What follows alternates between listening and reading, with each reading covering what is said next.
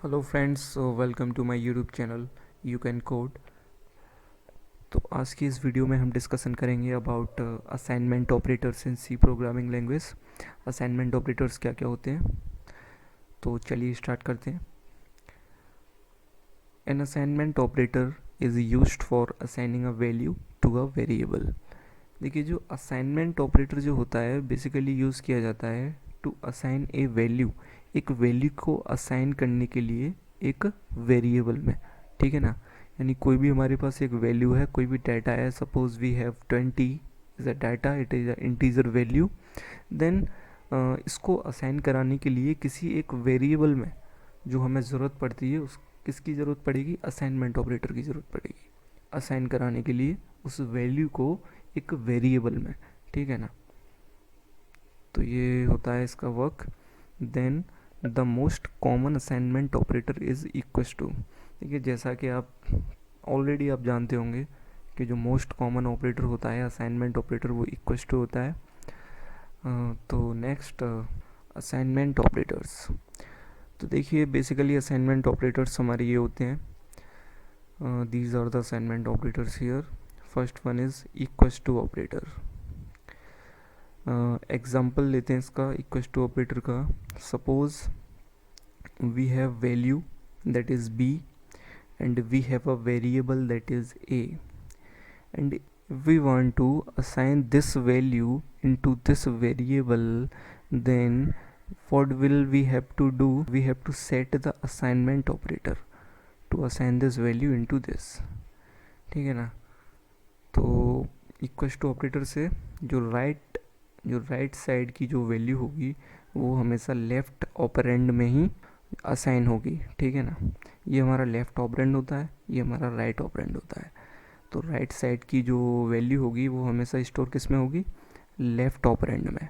The next operator is plus equal to operator.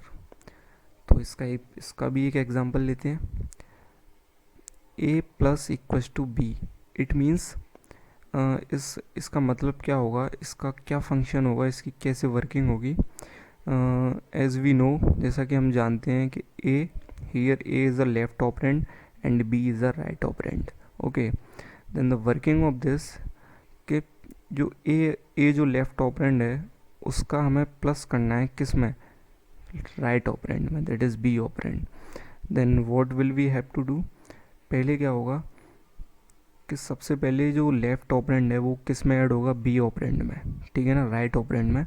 और जो भी फिर प्लस हो गए, जो भी रिजल्ट होगा, जो भी आंसर होगा, वो किस में असाइन हो जाएगा? लेफ्ट ऑपरेंड में ही असाइन हो जाएगा। ठीक है, सिंपल है। Similarly minus equal to operator में भी यही होगा। Then next operator is multiplication equal to operator. It means the left operand will be first multiplied by the right operand, यानी कि ए पहले किससे मल्टीप्लाई होगा? बी से, राइट वाले ऑपरेंड से। Then it will be assign to the left operand. फिर ये मल्टीप्लिकेशन जैसे ही परफॉर्म होगा, फिर ये असाइन कर दिया जाएगा लेफ्ट ऑपरेंड में। ये हमेशा ध्यान रखना, वैल्यू जो भी असाइन होगी वो हमेशा लेफ्ट ऑपरेंड में ही होगी। ये मैं बार बार बता रहा हूँ आपको। And then next, division equal to operator. It means यानी लेफ्ट जो ऑपरेंड होगा पहले डिवाइड होगा किससे? बी से, यानी A operand will be divided by B first. Then the resultant जो भी आएगा जब हम ए को बी से डिवाइड कर देंगे वो ए में स्टोर हो जाएगा, यानी लेफ्ट ऑपरेंड में। Okay, and then next, modulo equal to operator. Modulo equal to operator क्या होता है? पहले हम ए यानी कि लेफ्ट ऑपरेंड को मॉडुलो कर देंगे किससे? बी से, यानी कि पहले क्या परफॉर्म होगा? ए मॉडुलो बी परफॉर्म होगा, फिर जो भी रिजल्टेंट आएगा वो लेफ्ट ऑपरेंड में क्या हो जाएगा? असाइन हो जाएगा। ठीक है, तो वो उसका आंसर हो जाएगा। देखिए, ये जो ऑपरेटर्स इस तरीके से हमने यहाँ पे यूज़ किए हैं ना, इन्हें हम इस तरीके से भी यूज़ कर सकते हैं। ठीक है, मीनिंग दोनों का एक ही है, दोनों तरीके से एक ही आंसर आएगा, बट लिखने का तरीका अलग अलग होता है। ये थोड़ा हैंडी वे हो जाता है, इसलिए हम इसको यूज़ कर लेते हैं। Otherwise you can use like this, इससे भी हम कर सकते हैं। दोनों का मीनिंग एक ही है हालांकि।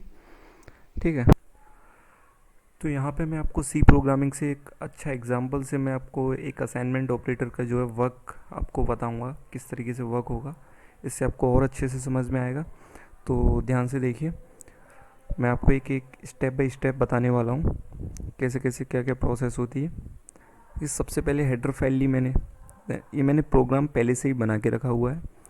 तो देन मेन फंक्शन, देन मैंने इंट में क्या क्या डिक्लेयर किया हुआ है, 3 वेरिएबल्स डिक्लेयर किए हुए हैं जिसमें ए बी सी, और मैंने ए की वैल्यू 5 असाइन कराई हुई है इनिशियली, बी की वैल्यू 10 असाइन करा दी है, सी की वैल्यू 0 करा दी है, ठीक है ना। एंड देन हियर ये मैंने इस तरीके से मैंने अपने असाइनमेंट ऑपरेटर जो हैं यूज़ किए हैं, ठीक है। तो मैं आपको एक एक करके इनका कैसे वर्किंग है, क्या क्या आउटपुट आएगा, वो मैं आपको सब अभी एक एक स्टेप क्लियर करूँगा। तो पहले इस प्रोग्राम को हम रन करा के देखते हैं। So here's the output. So सबसे पहले मैंने क्या कराया, प्रोग्राम में देखिए c equal to A plus B मैंने परफॉर्म कराया, ठीक है। तो मैंने c को प्रिंट करा लिया है यहाँ पे। तो c equal to A plus b हमारा कैसे परफॉर्म हुआ, पहले इनिशियली a की वैल्यू 5 थी प्रोग्राम में देखिए, देन b की वैल्यू 10 थी, ठीक है।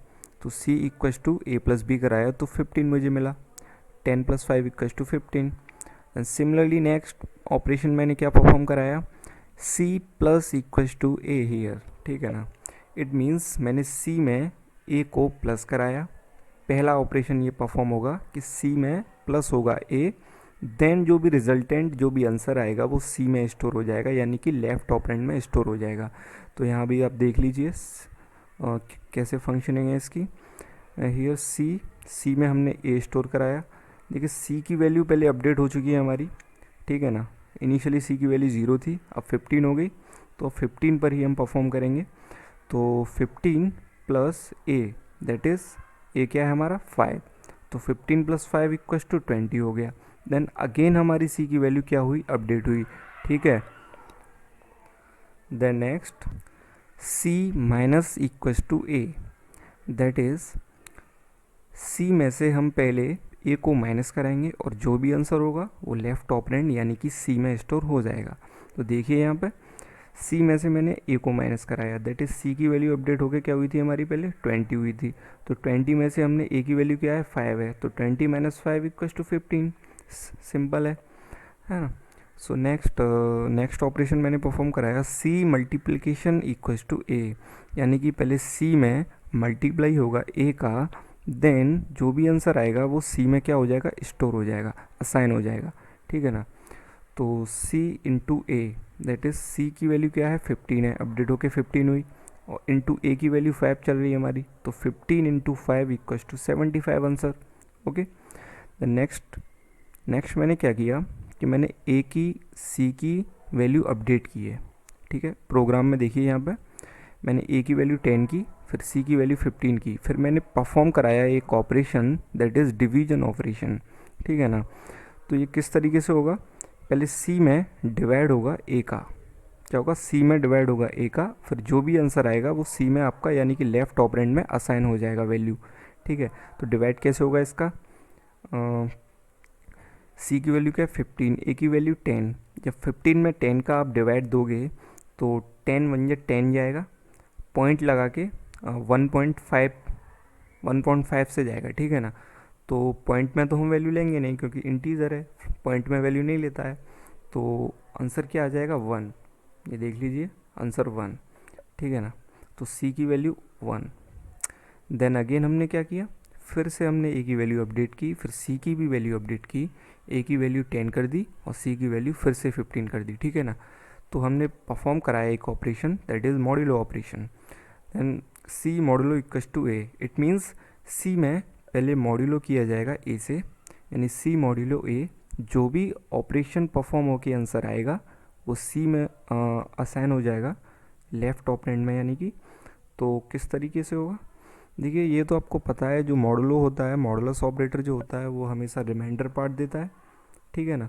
तो रिमाइंडर क्या आएगा हमारा, जब हम c में यानी कि 15 में 10 का मॉडुलो करेंगे तो 10 बन जा 10, रिमाइंडर क्या बचा 5, तो 5 will be the answer. Okay, तो यही था असाइनमेंट ऑपरेटर। अगर आपको वीडियो अच्छा लगा हो तो प्लीज़ लाइक कीजिएगा। Thank you.